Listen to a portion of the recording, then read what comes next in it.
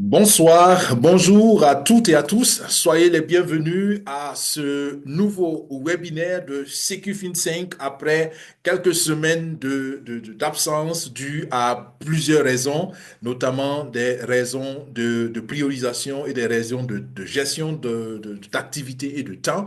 Mais nous sommes bel et bien de retour et nous voulons aujourd'hui vous donner un aperçu sur l'état des lieux, sur les projets Blockchain Sport avec Atleta et aussi le projet Daisy, bien sûr.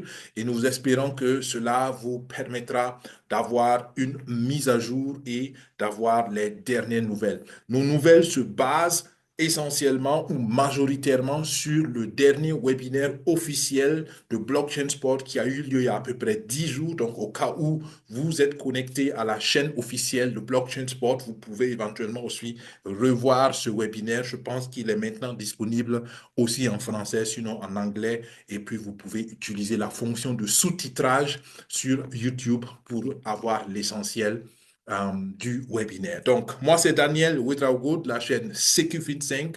Je pense que pour ceux qui sont habitués de la chaîne, vous avez plusieurs fois eu affaire à moi sur cette chaîne. Sinon, pour ceux qui sont là pour la première fois, c'est mon plaisir et c'est ma joie de vous donner quelques informations sur les projets que je viens de citer tantôt. Alors, la chaîne SecuFin5, nous le disons plusieurs fois, mais nous répétons parce que, comme on le dit, la répétition est mère de l'apprentissage ou de l'information durable. Donc, du coup, SecuFin5 a une vision très simple. Nous croyons que le monde d'aujourd'hui, qui est très, très, très technologisé, offre aussi une opportunité spécialement pour tous ceux qui, en temps normal, n'ont pas accès à des opportunités entrepreneuriales classiquement. D'accord? Donc, aujourd'hui, avec Internet, aujourd'hui, avec un minimum d'éducation sur le digital, sur la blockchain, sur la crypto, sur la finance décentralisée, il y a des opportunités. Toutes les opportunités ne sont pas sans risque, pour dire que toutes les opportunités ont des risques en réalité, mais la solution à la gestion réelle du risque, c'est l'éducation. Donc, SecuFin5 se veut être une plateforme d'éducation pour que ceux qui s'engagent dans les projets, dans le digital, aient un minimum d'éducation. Donc, aussi, dans le cadre de nos activités, nous recommandons des projets et puis nous les expérimentons nous-mêmes, bien sûr, avant.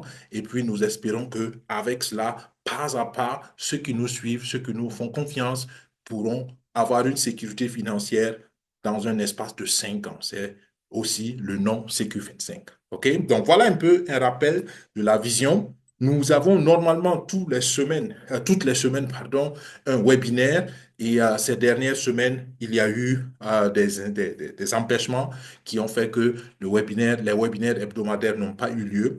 Et voilà, nous sommes de retour et puis nous espérons que cela est bon pour tout le monde. OK. Alors, nous avançons dans le vif du sujet en rappelant que pour ceux qui veulent nous contacter, vous nous écrivez un mail à info-secu5@gmail.com. Nous avons aussi un lien de prise de rendez-vous individuel, mais il faut le dire qu'avec les contraintes de temps actuelles, nous n'avons pas pu honorer tous les rendez-vous pris et nous espérons que cela va se résoudre dans les semaines à venir et puis on reprendra avec les rendez-vous individuel aux besoins. OK? Super.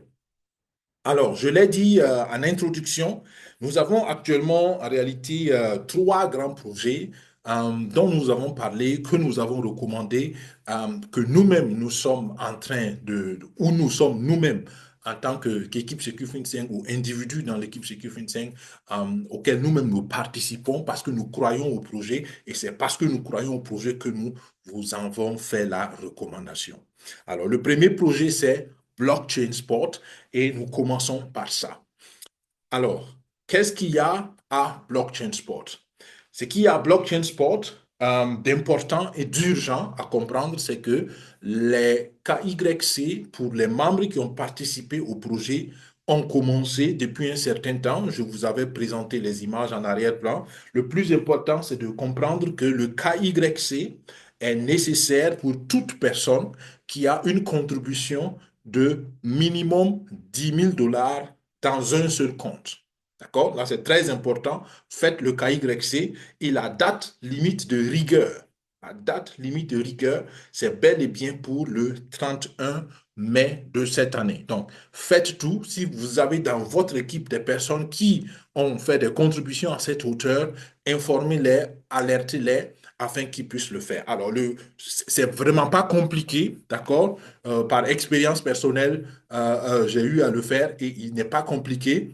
Donc voilà, il est faisable en 5 minutes si vous avez tous les documents réunis et puis c'est fait et c'est important de le faire parce que ça fait partie des accords juridiques que Blockchain Sport a engagés parce que nous allons bien sûr avoir à donner des preuves à certaines institutions financières sur le projet. Donc faites-le, c'est très très important. OK, si vous n'avez moins de 10 000 $, il n'y a pas de souci, vous restez tranquille, vous n'avez pas grand-chose à faire. Ce qu'il faut ajouter, ce qui a été dit au webinaire aussi, ou dans les canaux officiels, c'est que euh, contrairement à Daisy, je vais revenir sur Daisy tout à l'heure, Daisy c'est le premier projet, sur Blockchain Sport, vous ne pouvez pas fusionner vos comptes. D'accord? Sur Blockchain Sport, vous ne pouvez faire le KYC que sur les comptes individuellement. D'accord? Donc, c'est très important. Si vous avez plusieurs comptes, il faut faire plusieurs KYC. D'accord? Mais ce qui est bien, c'est que on vous demande une adresse email pour faire le KYC. Mais si vous avez plusieurs comptes, vous pouvez utiliser la même adresse la même adresse email pour le KYC. D'accord? Voilà. Donc, ça, c'est un petit détail peut-être qui n'intéresse pas tout le monde, mais au cas où quelqu'un serait concerné, la personne aurait eu l'information. Alors, Blockchain Sport et Athleta vont ensemble. Un rappel, Athleta, c'est le nom de la blockchain dans le projet Blockchain Sport. Et Blockchain Sport, c'est en même temps le nom du projet, du grand projet, mais c'est en même temps le nom aussi de l'entreprise qui est derrière ce projet. D'accord? Donc, Athleta, c'est la blockchain que nous voulons utiliser pour révolutionner le monde du sport. Et cette blockchain, c'est une blockchain 100% créée par la communauté ou par la société Blockchain Sport que nous finançons. Donc, la communauté Limitless collabore avec l'entreprise Blockchain Sport pour créer, entre autres, la blockchain Athleta. OK? Et Athleta a été, le test d'Athleta a été lancé depuis belle lurette, depuis, je pense, au mois de septembre, si je ne m'abuse. Et nous attendons depuis lors, enfin, ça devait faire 6 mois, et après 6 mois, ça devait donc aller en phase, ça devait, voilà, aller sur qu'on appelle ça, le mainnet. Voilà, ça devait être publié, ça devait être aller dans le domaine public. Cette migration vers le domaine public, il y a eu 2 rendez-vous annoncés ou 2 délais annoncés qui n'ont pas pu être respectés pour des problèmes, d'abord pour des problèmes techniques, mais actuellement, c'est surtout pour des problèmes de conformité, de documentation, et puis voilà. Donc, malheureusement, on est encore dans l'attente du lancement de la blockchain. Et au dernier webinaire, pour ceux qui pourront le regarder, naturellement, après 2 rendez-vous non respectés, l'équipe est assez prudente pour annoncer encore une date, mais il a été annoncé qu'ils sont là-dessus, qu'ils sont en train de travailler avec grande pression là-dessus, et nous attendons cela pour les semaines, les mois à venir. D'accord? C'est à peu près exactement les mots employés pour être un peu dans la prudence. Mais comprenez que il y a un travail qui se fait en arrière-plan et les retards ou les délais non respectés ne sont aucunement dus au laxisme, ne sont aucunement dus à un manque de volonté parce que naturellement, vous comprenez qu'on a mobilisé dans ce projet près de 200 millions de dollars et ça fait une pression morale, ça fait une pression sociale éventuellement, une pression économique même, on pourrait l'ajouter. Donc, l'équipe en est consciente, mais comprenez qu'il y a des choses qui ont besoin de temps pour être solides et rien ne sert aussi de commencer ou de se précipiter pour lancer un projet de ce genre qui n'est pas réellement prêt à être lancé, qui n'est pas solide dans le fond. Donc, encore la patience pour le lancement d'Athleta.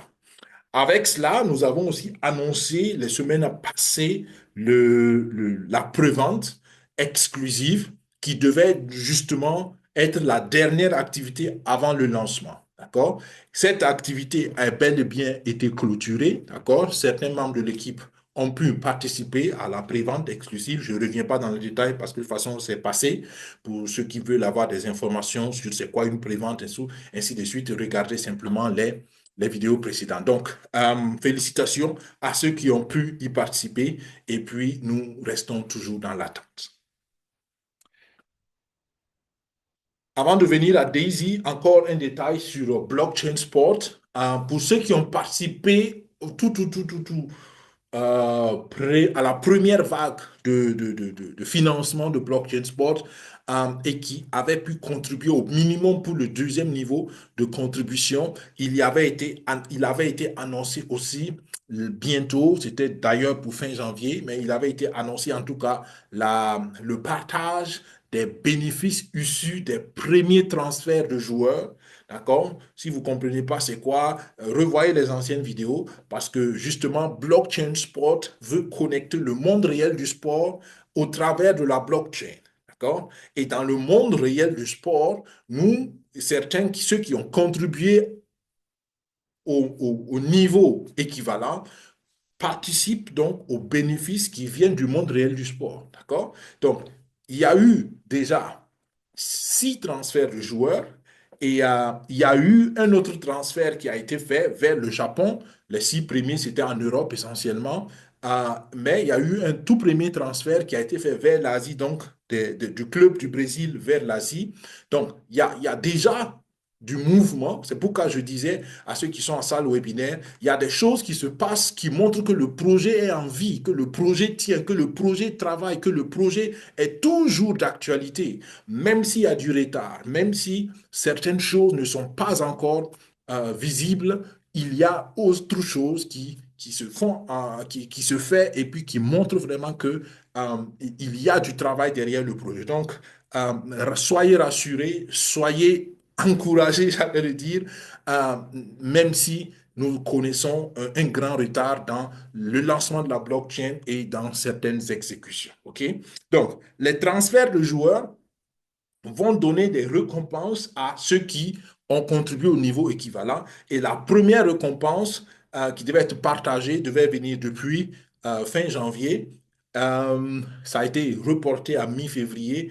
Et au webinaire dernier, ils ont annoncé qu'ils ont simplement, il y a des tiraillements, je le dirais comme ça, entre la banque et puis, enfin, la banque receveur et la banque de blockchain sport, parce il y a certains détails comme l'argent est de façon officielle venu en monnaie fiduciaire et cette monnaie fiduciaire doit maintenant être transférée à la banque pour repartir pour être converti en crypto-monnaie et distribué maintenant aux membres de la communauté Limitless parce que c'est ça le principe. Comme c'est une communauté décentralisée, on n'a pas besoin du compte bancaire des autres, mais on a des uns et des autres, mais on payera donc en crypto-monnaie. Mais le passage de la monnaie fiduciaire à la crypto-monnaie, c'est là où il y a actuellement des tractations, mais ça va se résoudre, rassurez-vous, c'est le premier transfert, c'est les premières expériences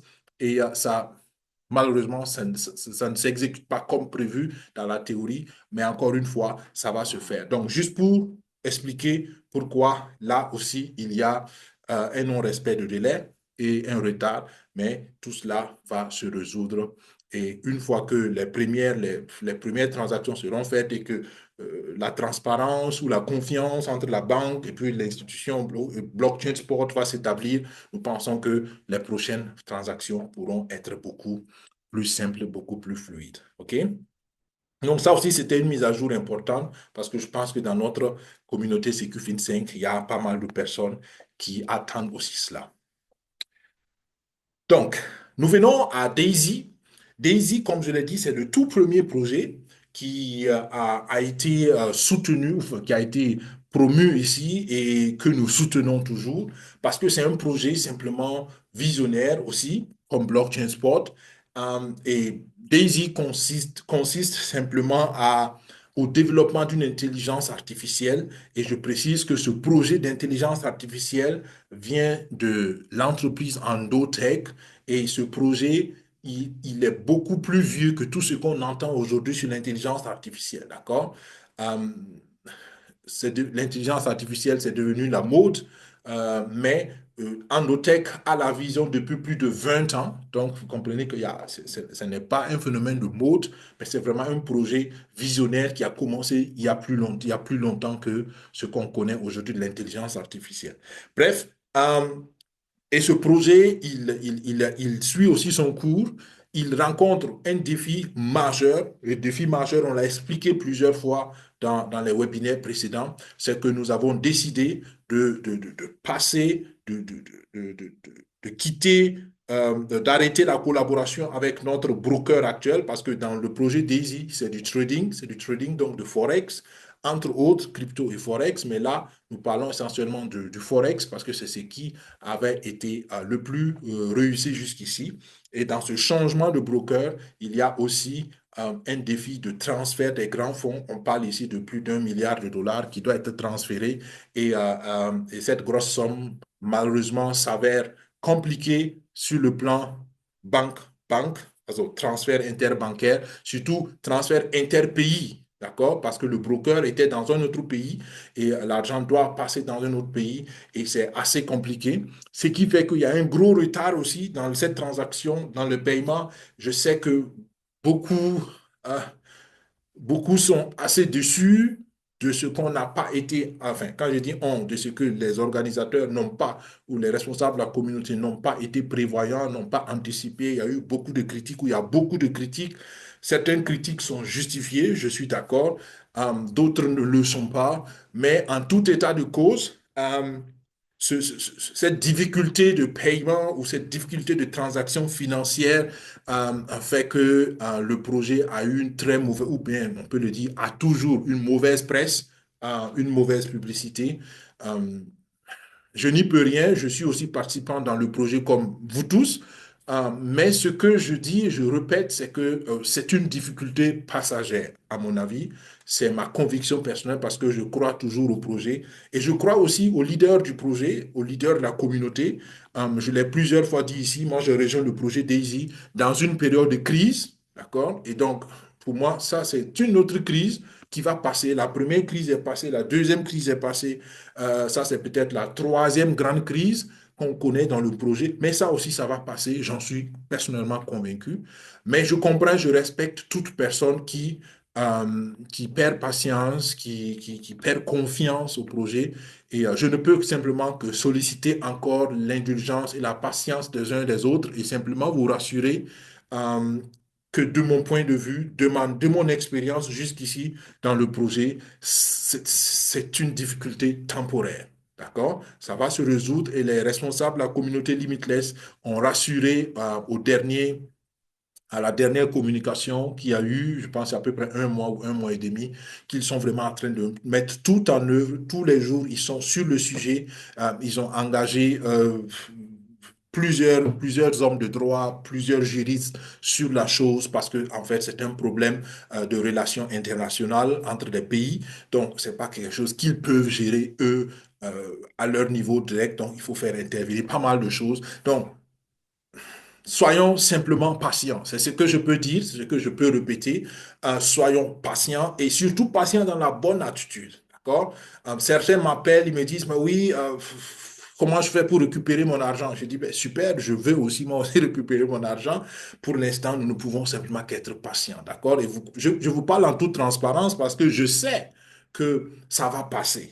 Je sais que ça va passer. Et quand ça passera, nous verrons encore le projet reprendre encore de plus belle son envol parce que Endotech est là, Endotech continue de développer la technologie, toute l'infrastructure est là, on a eu les licences pour être notre propre broker, mais il faut qu'on puisse récupérer notre capital de l'ancien broker et c'est ça actuellement le défi. Mais ça va se résoudre encore une fois et une fois que cela sera résolu, nous aurons posé les bases pour avancer. Et donc, voilà ce que je peux simplement dire comme mise à jour là-dessus. La patience, la patience et la patience. Si vous avez si vous avez des défis spéciaux, si vous avez, je ne sais pas quoi, des questions spécialement, adressez-vous à votre parrain, à votre marraine, parce que, encore une fois, c'est dans ces situations-là qu'on voit l'importance d'un parrain ou d'une marraine. Plusieurs fois, je l'ai dit, dans le marketing de recommandation, le parrain ou la marraine est une personne clé. Et je l'ai plusieurs fois dit, choisissez vos parrains, vos marraines conséquemment. D'accord? Souvent, certaines le comprennent, souvent, certaines ne le comprennent pas. Et c'est justement dans les périodes difficiles comme celui-là ou comme celle-là qu'un parrain, une marraine peut vous aider à comprendre peut-être certaines choses et peut-être même sur le plan développement personnel, sur le plan mental, à accepter, à développer certains caractères pour être de bons entrepreneurs dans le digital. Parce que, enfin, pour moi, c'est un bon entraînement, même si je sais que c'est émotionnellement pas toujours évident et c'est peut-être même très difficile pour certaines personnes. D'accord? Mais la vérité, c'est difficile pour nous tous.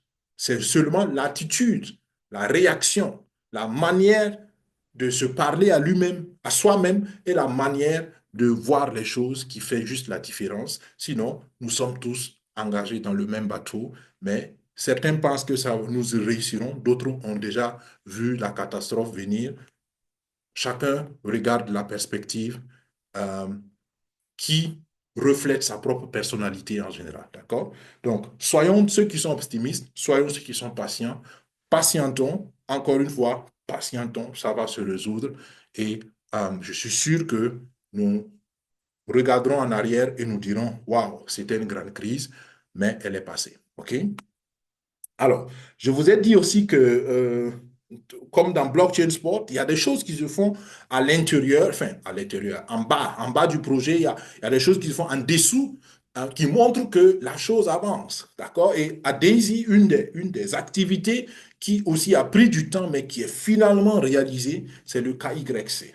D'accord? Donc, si vous allez dans vos comptes Daisy, vous allez voir l'option, si vous allez dans, en français, je pense que je sais plus si c'est profil personnel ou c'est option de parrainage, je sais plus, je n'ai plus ça en français, mais vous allez le trouver. Il y a donc l'option du KYC qui est maintenant disponible. Mais attention, euh, la procédure n'est pas encore euh, accessible à tout le monde. Quand je dis accessible, c'est-à-dire que ce n'est pas établi pour tout le monde. Tout le monde ne peut pas encore faire le KYC parce que c'est une procédure en cours de validation. Pourquoi ils ont fait cela? C'est ce que je vous disais tout à l'heure, parce qu'à Daisy, il y a beaucoup de gens qui ont plusieurs comptes. Donc, et à Daisy, donc, on a permis ou on permettra aux gens, comme vous le voyez ici à gauche, créer un nouveau dossier KYC. Donc, c'est la première chose qu'il faut faire. Une fois que vous avez créé votre dossier KYC, si vous avez plusieurs comptes, vous pourrez donc rejoindre un dossier KYC précédent. Donc, ça veut dire que vous pourrez lier tous vos comptes à un seul compte. L'avantage, donc, c'est que vous faites le KYC une seule fois. D'accord? Et tous les comptes qui seront liés au compte principal sont considérés comme propriétaires. Enfin, on considérera celui qui a fait le KYC, qui a fait l'identification pour le compte principal, comme propriétaire des autres comptes. Donc, du coup, vous n'avez pas besoin de faire plusieurs KYC, vous faites un seul et vous liez tous vos comptes. Donc, c'est en fait ça semble facile, ça semble banal, mais pour pouvoir faire ça techniquement, ça a coûté beaucoup de temps et beaucoup d'efforts pour l'équipe ou le partenaire qui devait mettre en place le système de KYC. Mais on est en train voilà, c'est en train de prendre forme, c'est en train de se mettre en place. C'est que pour l'instant, certains responsables, c'est d'abord les top leaders, les premiers responsables de la communauté, à peu près 300 personnes qui ont testé ou qui testent cela. Après, si eux, ils arrivent à le faire et qu'on voit que tout va bien et qu'on voit qu'il n'y a pas de, il y a pas de problème particulier, on va commencer petit à petit à l'étaler à tout le monde. D'accord? C'est une procédure assez courante en implémentation de nouveaux logiciels ou voilà, de nouveaux programmes informatiques parce que si on laisse à des milliers de personnes, enfin, si on donne l'opportunité à des milliers de personnes de le faire, s'il y a un problème, il y a un problème pour des milliers de gens. Donc, il faut résoudre les problèmes pour 1000 personnes. Donc, on a créé 1000 problèmes en même temps. Alors que si on fait petit à petit, s'il y a un problème, bon, le problème, il est assez restreint. D'accord? On a commencé par 300 personnes. S'il y a un problème, au pire des cas, c'est 300 problèmes qu'on a créés et non pas des milliers de problèmes. Donc, c'est juste la logique. Pour cela, on veut aller pas à pas. Donc, soyons encore dans la patience. Maintenant, ça, c'est pertinent. Donc, le KYC à Daisy est pertinent seulement pour ceux qui veulent continuer avec le projet, avec la vision du projet dans la deuxième phase. D'accord? Ça aussi, je l'ai répété plusieurs fois dans les webinaires ici. Si vous voulez quitter le projet, si vous n'avez plus confiance ou bien vous voulez juste récupérer votre capital et puis vos bénéfices et puis claquer la porte, il n'y a pas de souci. Vous pouvez le faire. Vous n'avez pas besoin donc de faire le KYC. OK? Donc, le KYC, c'est surtout pour ceux qui veulent, qui ont la perspective d'aller dans la deuxième phase. La deuxième phase, c'est quoi? La deuxième phase, c'est où nous allons ouvrir le projet DAISY aux investisseurs. D'accord? C'est pour cela qu'il fallait les licences. On vous a expliqué ça plusieurs fois aussi dans des webinaires précédents. Il fallait que nous-mêmes, on ait notre agrément pour être notre propre broker, pour pouvoir travailler avec les banques, pour pouvoir travailler avec la monnaie fiduciaire, ainsi de suite, et pouvoir ouvrir DAISY à des investisseurs privés ou institutionnels. Ça, on a réussi, mais actuellement, le défi, c'est récupérer notre capital de l'ancien broker et encore une fois, ça va se résoudre. OK? OK. J'espère que ça aide les uns et les autres. Et voilà, nous vous tenons informés dès qu'il y a encore la nouveauté. Donc ça, c'était l'essentiel aussi sur Daisy. Je termine rapidement par le projet pilote Battle Bulls. Alors, au point où nous en sommes aujourd'hui, on l'a toujours dit, ce projet, c'était un projet test, c'était un projet pilote, et c'était surtout l'aspect éducationnel qui était important. Nous avons décidé de rendre le projet freestyle. Freestyle, en anglais, ça veut dire c'est un style libre. D'accord? Ça veut dire qu'au niveau de CQ-FinSync, nous n'allons plus poursuivre des détails dans le projet. Nous allons laisser la liberté à chacun de poursuivre le projet selon ses objectifs. Euh, L'objectif éducationnel, je le trouve et je le trouve toujours bien, mais à un moment donné, c'est vrai qu'il n'ajoute plus de nouveaux éléments. D'accord? Donc, on arrive à un certain niveau où, en termes d'éducation, quand on a compris, il n'y a plus rien à comprendre. D'accord? C'est ce qui fait que, bon, on se dit, voilà, pour celui a compris, il a compris, ben c'est bon, il libre à lui de continuer le projet ou pas. D'accord? En termes de rentabilité, je l'ai toujours dit, ce n'est pas un projet, ça n'a jamais été un projet pour vraiment être, voilà, pour être riche ou bien pour avoir beaucoup d'argent. Euh, il y a deux crypto-monnaies qui sont liées à ça. C'est le Bulls Token. Le Bulls Token, il y a longtemps que j'ai regardé. Je n'ai pas eu le temps de regarder avant le webinaire, mais je pense que ça tourne actuellement autour de, je ne sais plus, autour de 1000, 2000 dollars, si je ne me trompe pas, le Bulls Token. Mais il y a une procédure, en fait, pour pouvoir accéder au Bulls Token. Et derrière ça, il y a aussi Ultima. Ultima, je pense que ça tourne autour de 4, 8 000, peut-être 10 000, je ne sais plus, je n'ai pas regardé. Donc, il y a cette crypto-monnaie aussi derrière. Je sais, avec le groupe officiel Telegram, qu'ils ont lancé encore un jeu similaire ou une plateforme similaire, mais spécialement orientée pour l'Ultima. Bref, personnellement, je ne suis plus le projet parce que ça arrive à un niveau où, pour moi, l'essentiel de l'éducation est donné et je n'apprends personnellement pas plus, je n'apprends plus grand-chose. Et comme l'objectif n'était pas forcément de se faire de l'argent dans ce projet, mais l'éducation, libre à vous de voir s'il est pertinent pour vous de continuer, s'il est pertinent pour vous d'aller sur la deuxième plateforme de jeu qui est similaire mais orientée vers l'Ultima. À vous de voir. Nous tenons quand même à vous donner cette information ici.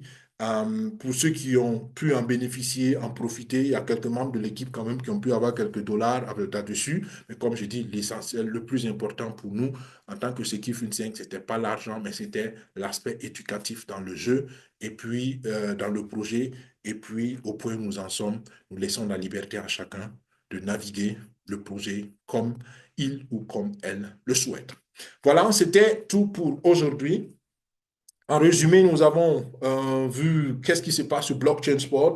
Sur Blockchain Sport, Nous attendons le lancement officiel et de la blockchain et aussi de la crypto-monnaie Athleta. C'est vrai que je n'ai pas beaucoup parlé de Athleta, mais Athleta, c'est la crypto, pardon, de Atla, pardon. Atlas, c'est la crypto-monnaie liée à la blockchain Athleta. Et la prévente que j'ai annoncée, c'était donc la prévente de la crypto-monnaie Atlas. Et ça, c'est lié naturellement ou la mise en marché est liée au lancement officiel de la blockchain Athleta. Ça se fera dans les semaines ou mois à venir, nous l'espérons. Et puis, tout ce qui est lié aux activités de sport. Il y a beaucoup de choses qui ont été dites dans le webinaire, la collaboration avec l'Arabie Saoudite, les grands projets qui se font avec l'Arabie Saoudite, les perspectives de collaboration avec la FIFA, bientôt le lancement même de la, enfin, qu'on appelle ça, de la plateforme de jeu Telegram de football. Euh, je- il y a déjà des tests, je pense. Donc, il y a beaucoup de choses qui se font. C'est ce que j'ai dit. Il y a des choses qui se font en dessous qui montrent que le projet est encore vivant, qui montrent que le projet est toujours d'envergure, même s'il y a des retards sur certains délais. Et nous sollicitons simplement la patience des uns et des autres, que ce soit pour Blockchain Sport, que ce soit pour Daisy. Il y a des choses qui, malheureusement, ne sont pas dépendantes de la communauté directe, mais la patience, encore une fois, selon moi, est le remède et nous regarderons avec reconnaissance et certainement avec joie en arrière après avoir passé toutes ces difficultés. Donc voilà pour les amis, voilà les amis pour ce webinaire. Nous prenons peut-être quelques questions pour ceux qui sont en salle webinaire, pour vous qui nous avez suivis, que nous suivrez plus tard sur YouTube. Nous vous souhaitons plein succès toujours et au besoin, contactez votre parrain, votre marraine, contactez-nous à info5 et encore une fois, soyez indulgents pour ce qui est des rendez-vous individuels, car à cause de pas mal de contraintes, nous n'arrivons pas à répondre à toutes les demandes de rendez-vous individuels. Voilà, merci. Portez-vous bien. Que Dieu vous bénisse. Que Dieu bénisse nos efforts. Que Dieu nous bénisse dans la patience, dans la persévérance aussi pour les projets en cours. Je crois que ça va se résoudre encore une fois avec la patience. Nous viendrons à bout aussi de ce défi-là. Portez-vous bien. À la prochaine. Au revoir. Bye bye. Bye. Bye.